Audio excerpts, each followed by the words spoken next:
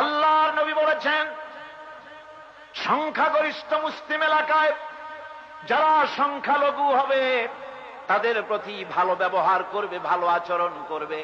যদি আচরণটা খারাপ হয়ে যায়, সংখ্যালঘুদের উপরে যদি অত্যাচার করো, তাহলে আমি নবী মুহাম্মদ রাসূলুল্লাহ সাল্লাল্লাহু আলাইহি ওয়াসাল্লাম কিয়ামতের দিন আল্লাহর দরবারে মুসলমানদের বিরুদ্ধে সংখ্যালঘুদের পক্ষ সমর্থন করে রব্বুল আলামিনের দরবারে মামলা দায়ের করব। ধর্মনিরপেক্ষ রাষ্ট্র তো আমার বাড়ির কাছে ভারত। ধর্মনিরপেক্ষ মতবাদ দিয়ে সে দেশে কি বিভিন্ন ধর্মের মানুষের নিরাপত্তা দিতে পেরেছে, অধিকার দিতে পেরেছে? সুতরাং এই ধর্মনিরপেক্ষ এই কথাটা সম্পূর্ণভাবে মুসলমানদেরকে পরিত্যাগ করতে হবে, ধর্মের পক্ষে আসতে হবে। কোথায় আসতে হবে? কিন্তু বিজ্ঞজনেরা আমাদের দেশের খুব বেশি বুদ্ধি রাখেন। ওনারা বলেন কি, বুখারী শরীফের মধ্যে আছে ধর্মনিরপেক্ষতার কথা। কোথায়? কয় যে লাকুম দীনুকুম ওয়ালিয়া দীন। অনুসারীরা মনে করে মাশাআল্লাহ, আমাদের নেতারা তো বুখারীও পড়ে।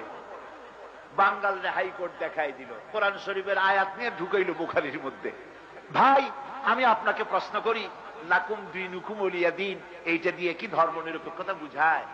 মূল বিষয়টা কি ছিল সেই বিষয়টিতে চলুন আমরা যাই।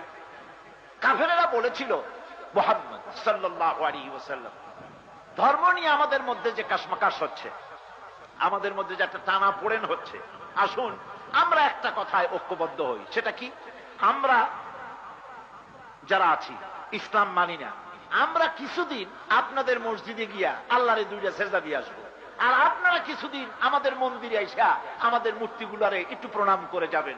আসুন আমরা ধর্ম এভাবে 50-50 ভাগাভাগি করে নেই। এটা ছিল সূরা কাফিরুনের প্রেক্ষাপট নাজিলে। জবাবটা কি এলো? রাসূলুল্লাহ কোনো কথা বলতেন না যতক্ষণ জিবরাইল না বলতেন, আর জিবরাইল বলতেন না যতক্ষণ। এবার শুনুন আল্লাহ কি বলছেন, এই প্রস্তাবে আল্লাহ কি বলছেন। আল্লাহ রাব্বুল আলামিন বলেন, কুল ইয়া আইয়ুহাল কাফিরুন লা আ'বুদু মা তা'বুদুন। আল্লাহ পাক বলেন, নবী আপনি বলুন, হে মহাসত্যের অস্বীকারীরা, তোমরা যার ইবাদত করো আমরা তার ইবাদত করি না, আবার আমরা যার ইবাদত করি তোমরা তার ইবাদত করো না। সুতরাং মীমাংসা হচ্ছে এটাই, ফয়সালা হচ্ছে এটাই, সিদ্ধান্ত হচ্ছে এটাই, লাকুম দীনুকুম ওয়ালিয়া দীন। তোমাদের দিন তোমাদের জন্য, আমাদের দিন আমাদের জন্য। আর দিন মানে কি গতকাল বলছি, মনে আছে আপনাদের? মনে আছে? দিন মানে কি রাত না রাতের উল্টাটা? দিন মানে কি? জীবন ব্যবস্থা, জীবন ব্যবস্থা। লাকুম দীনুকুম ওয়ালিয়া দীন। তোমরা তোমাদের দিন নিয়ে থাকো, আমরা আমাদের দিন নিয়ে থাকি। এ দিয়ে কি নিরপেক্ষ বুঝায় না পক্ষ বুঝায়? জবাব দেন, কি বুঝায়? তোমরা তোমাদের ধর্মের পক্ষে থাকো, আমরা আমাদের ধর্মের পক্ষে থাকি।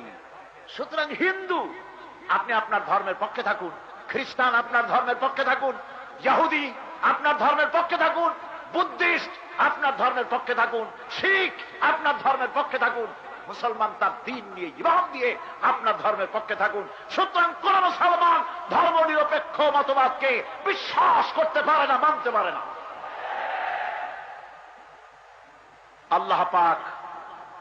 আল্লাহ পাক কোরআনে কারিমে পরিষ্কার করে বলে দিয়েছেন, ইন্না দীনা ইনদাল্লাহিল ইসলাম। ইসলাম হচ্ছে পূর্ণাঙ্গ জীবন ব্যবস্থা।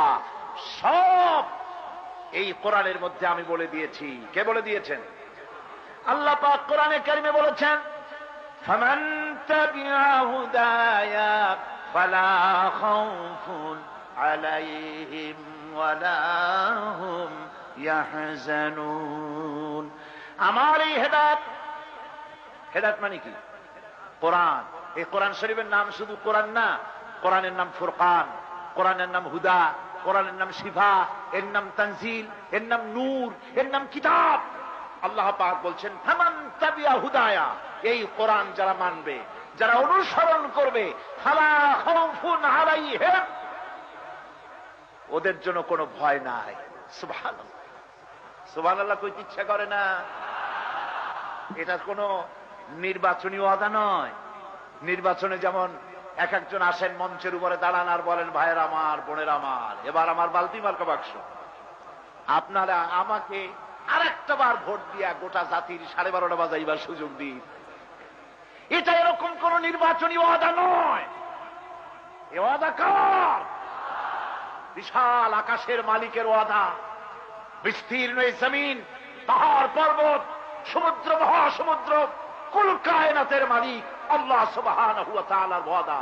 সে ওয়াদা কখনো ভঙ্গ হয়? ফামান তাবিয়া হুদায়া, এই কোরআন যারা মেনে চলবে তাদের জন্য কোনো ভয় নাই। ওয়ালা হুম ইয়াহজানুন, তাদের জন্য কোনো চিন্তা নাই। কিসের ভয় নাই? কোরআনের আইন যারা মানবে, কোরআনের বিধান যারা মানবে, চুরির ভয়, ডাকাতির ভয়, জিনার ভয়, হত্যার ভয়, নারী নির্যাতনের ভয়, ধর্ষণের ভয়, কোন ভয় থাকবে না। ওয়ালা হুম ইয়াহজানুন, আর কোন চিন্তাও থাকবে না। কিসের চিন্তা থাকবে না? মানুষের মৌলিক অধিকার হলো খাদ্য, বস্ত্র, শিক্ষা, চিকিৎসা, বাসস্থান, মৌলিক অধিকার, ফান্ডামেন্টাল রাইটস। মানুষের মৌলিক অধিকারের গ্যারান্টি দেবে আল্লাহ পাক বলেন, কোরআন যদি মেনে চলো ভয় নাই, চিন্তা নাই, সুখী সমৃদ্ধশালী জীবন লাভ করবে। ইন্নাদ-দীন ইনদাল্লাহিল ইসলাম। এখানে আল্লাহ পাক সবকিছু বলে দিয়েছেন। আজ মৌলিক অধিকার পৃথিবীতে ক্ষুণ্ণ হচ্ছে সর্বত্র। গোটা বিশ্ব জুড়ে মানুষের মৌলিক অধিকার ক্ষুণ্ণ হচ্ছে, খর্ব হচ্ছে। এটা সত্য না মিথ্যা? সত্য না মিথ্যা?